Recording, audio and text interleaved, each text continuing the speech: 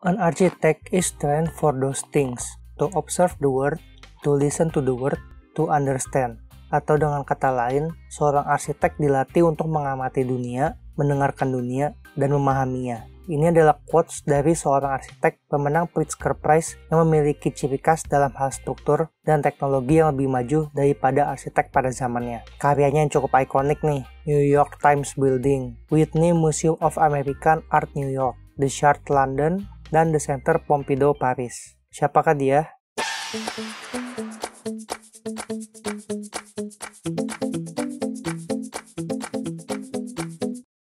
Dia adalah Renzo Piano.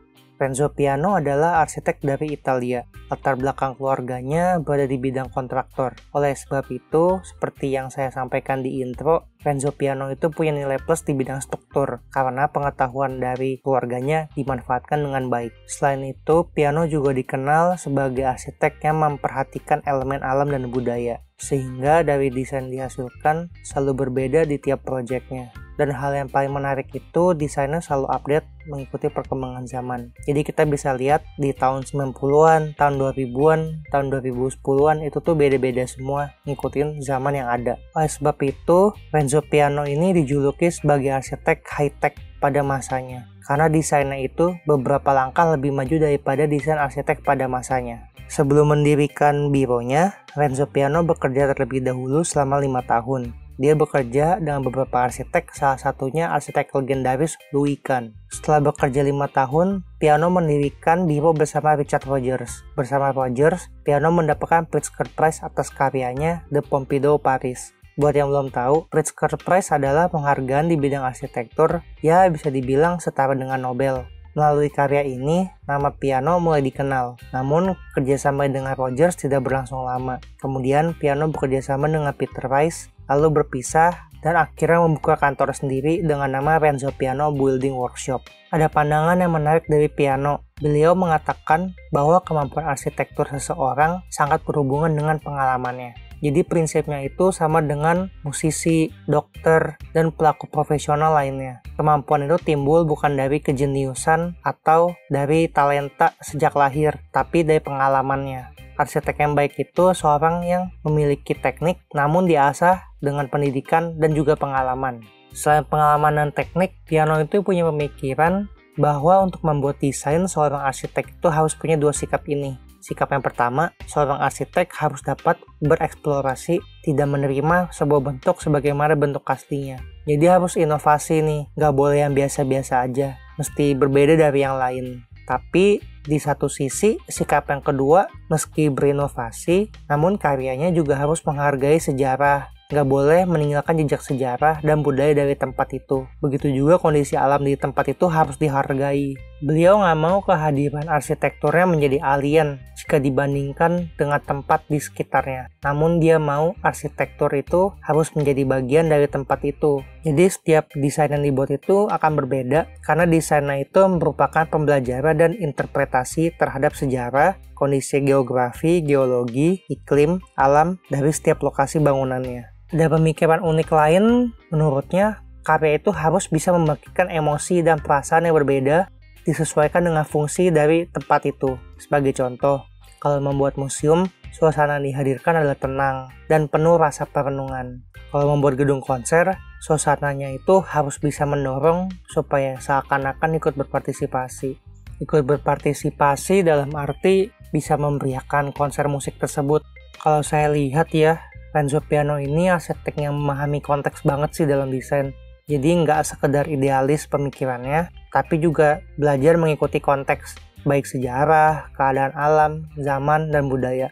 Menurut saya idealnya kita juga harus punya pola pikiran seperti ini sih.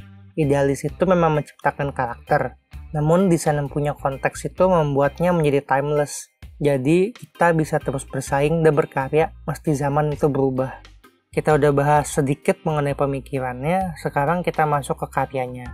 Untuk kali ini saya akan bahas sedikit mengenai 2 bangunan, yaitu The Pompidou Center dan The Shard London. The Pompidou Center merupakan museum dan pusat kebudayaan. Konsepnya adalah sebuah bangunan modern yang transparan, baik dari material maupun struktur dan utilitas. dimana secara umum elemen-elemen ini tuh seharusnya ditutupin. Namun di sini malah dijadikan elemen desain fasad yang menarik. Bisa dibilang bangunan ini merupakan bangunan yang high-tech pada masanya, dan ada gabungan unsur industrial di dalamnya. Unsur industrial yang ditampilkan di mana alat utilitas seperti pipa, eskalator, lift, struktur diekspos ditampilkan apa adanya pada bangunan. Unsur high-tech ditampilkan dengan penggunaan cerobong atau pipa struktur yang diekspos secara berlebihan, di mana desain seperti ini dianggap tidak biasa pada zaman itu. Jadi bisa dibilang high-tech yang dimaksud ini adalah desain bangunan yang melampaui desain-desain yang ada pada zamannya. Bangunan ini pertama kali dibuka pada tahun 1977, kemudian direnovasi pada tahun 1997 sampai 1999. Bangunan ini berada di kota Paris, di mana bangunan ini merupakan bangunan budaya yang penting, di mana di dalamnya selain sebagai museum, tapi juga sebagai perpustakaan yang tentunya menjadi fasilitas publik yang penting pada zaman itu. Pertama, kita lihat ada tabung transparan yang berfungsi sebagai eskalator, di mana ketika kita naik ke sana, maka sembari berjalan, kita akan bisa melihat kota Paris dan bangunan-bangunan yang indah di sekelilingnya. Bisa dibilang kota Paris dan bangunan-bangunan ini merupakan bagian pameran seni yang pertama kali kita lihat saat masuk ke Pompidou Center.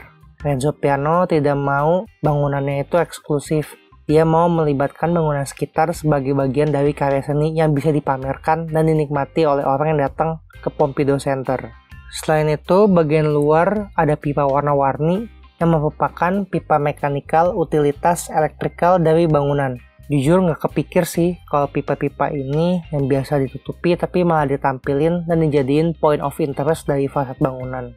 Karena namanya fasilitas utilitas itu bisa dibilang merupakan kebutuhan belakang dari manusia. Maksudnya itu pipa ini kan berisi air bersih, air kotor, air AC, kabel-kabel listrik. Jadi biasanya bakal disembunyiin karena dianggap mengganggu jika ditampilkan pada bangunan. Namun di The Pompidou ini, pipa ini malah ditampilkan dan permainan warnanya menjadi desain yang menarik bagi bangunan. Warna ini tuh bukan warna ngasal ya, namun warna ini menandakan jalur-jalur dari masing-masing komponen. Seperti struktur dan komponen ventilasi itu berwarna putih, merupakan pipa yang paling besar ya kalau kita lihat. Lalu tangga dan struktur elevator itu dicat warna abu-abu perak, ventilasi itu warna biru, pipa air dan pipa kebakaran itu dicat hijau. Elemen listrik warna kuning dan oranye, elemen-elemen lain seperti ruang dan poros motor elevator itu dicat warna merah. Lalu di fasad kita juga bisa lihat ada kolom yang didesain secara detail. Jadi seolah-olah kolom ini itu seperti diikat dengan klem raksasa yang memberikan kesan kokoh pada bangunan. Lalu ada permainan rangka bentuk scaffolding, ini juga memberi kesan bahwa struktur bangunan adalah bagian dari fasad yang ditonjolkan, di mana biasanya struktur juga elemen yang berusaha ditutupi pada bangunan, tapi ini malah ditampilkan.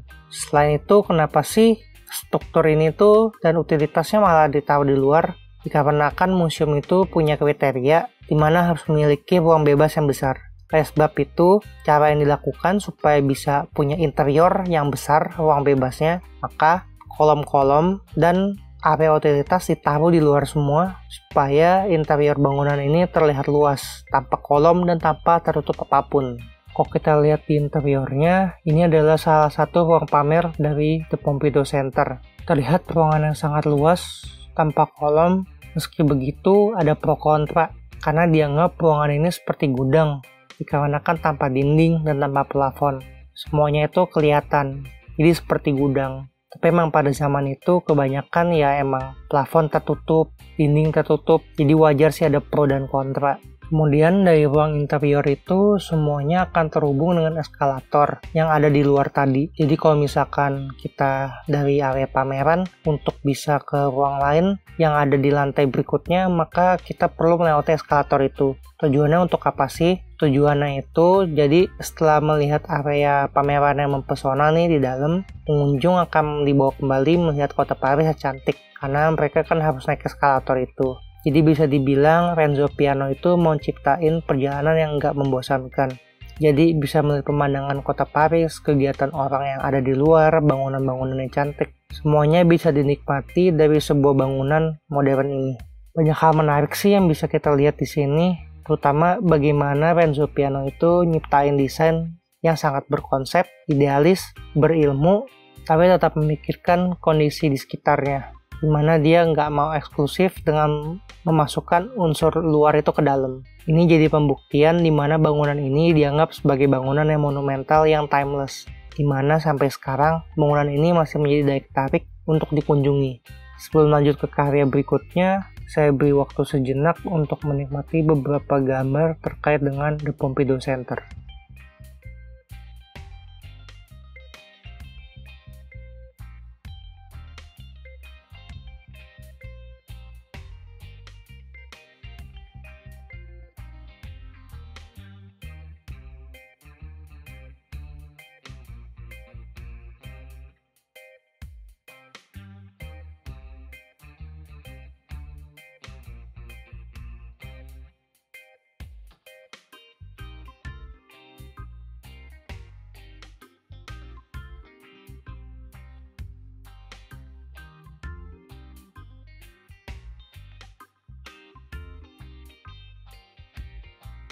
The Shard Tower ini adalah bangunan tertinggi di Eropa yang terletak di Inggris. Dikenal juga sebagai London Bridge Tower. Bangunan ini dibangun pada 16 Maret 2009 dan pada 5 Juli 2012 diresmikan sebagai bangunan tertinggi di Eropa. Bangunan ini setinggi 310 meter, terdiri dari 72 lantai, menara serbaguna yang terletak di samping stasiun London Bridge di tepi selatan Sungai Thames. Makanya bangunan ini karena letaknya dekat dengan London Bridge, maka disebut juga London Bridge Tower. Bangunan ini dibuat untuk mendorong kebijakan pengembangan terhadap kepadatan tinggi yang terjadi di simpul transportasi utama kota London. Dalam arti, jadi di London ini itu lagi ada kepadatan yang tinggi, sama di area yang tinggi traffic transportasinya. Hal ini akan jadi masalah karena itu akan menjadi pusat kemacetan di kota. Bangunan yang multifungsi ini bisa jadi solusi di mana adanya kota vertikal yang berada di satu gedung. Jadi ini menjadi solusi mengurangi kemacetan karena orang jadi nggak perlu berpergian lagi kan, cukup beraktivitas di dalam satu gedung aja. Kalau dilihat bentuk bangunannya itu menyerupai menara gereja, tapi kalau kita lihat lebih dekat lagi, bangunan ini menyerupai pecahan-pecahan kaca. Nama The Shard itu berasal dari Shard of Glass. Jadi emang dari awal konsepnya itu adalah pecahan-pecahan kaca. Desainnya dipengaruhi dari bentuk lokasi yang tidak teratur. Jadi unsur lokasi ini dipertimbangkan sebagai bagian dari desain. Kemudian bentuk yang beruncing ke atas itu menunjukkan di mana adanya kepekaan secara struktur. Jadi makin ke atas, beban yang ditopang itu kan makin besar. Kalau beban itu makin besar, maka secara logika seharusnya bangunan semakin ke atas semakin kecil sehingga beban yang ditopang itu akan menjadi kecil. Kalau misalkan bangunan itu sampai atas rata, nggak semakin kecil, bebannya itu akan besar banget. Kemudian kaca ini menjadi fasad yang selain menjadi visual namun juga berfungsi untuk memantulkan cahaya matahari agar panas teriknya itu nggak masuk secara langsung ke bangunan. Kemudian kaca cermin yang memantulkan cahaya ini juga memberi kesan menyatu dengan langit dan bisa berubah mood mengikuti musim yang sedang terjadi. Jadi karena memantulkan, kalau misalkan musimnya lagi cerah akan terlihat yang cerah, tapi kalau lagi musim winter ya terlihatnya winter. Itu akan mempengaruhi mood dari bangunan. Dari sini kita bisa lihat Renzo Piano itu meski secara bentuknya idealis banget, tapi beliau tetap mau bangunannya menyatu dengan sekitar melalui konsep kaca cermin ini. Selain itu, inspirasinya itu nggak cuma dari gereja, tapi bentuk dari geometri jalur kereta api yang ada, lalu juga dari tiang kapal layar. Untuk struktur bangunannya, ada kombinasi dari struktur beton dan baja, di mana secara interior kita bisa lihat struktur baja itu nggak disembunyiin. Kita bisa lihat struktur yang miring itu memberikan kesan pada bagian dalam bangunan. Jadi bukannya jelek, tapi malah memberi kesan desain arsitektural yang unik. Keunikan-keunikan seperti inilah yang masih dipertahankan sama Renzo Piano di setiap desainnya. Untuk pembahasan The Shard Tower cukup sampai sini. Kalau mau lebih detail, kalian bisa searching di internet, semuanya ada. Namun kalau kita lihat nih, dari dua bangunan ini, meski beda zaman, beda pula desainnya, namun kita bisa melihat benang merah dari prinsip desain yang diterapkan pada kedua bangunan ini. Setelah kalian melihat dua bangunan ini, kira-kira apa pendapat kalian terhadap benang merah dari prinsip desainnya? Coba tulis di kolom komentar ya. Saya harap semoga pembahasan saya ini memberi manfaat bagi kalian, dan siapa tahu Renzo Piano bisa jadi inspirasi bagi kalian. Terima kasih udah mau menonton sampai habis. Sampai ketemu di konten saya berikutnya.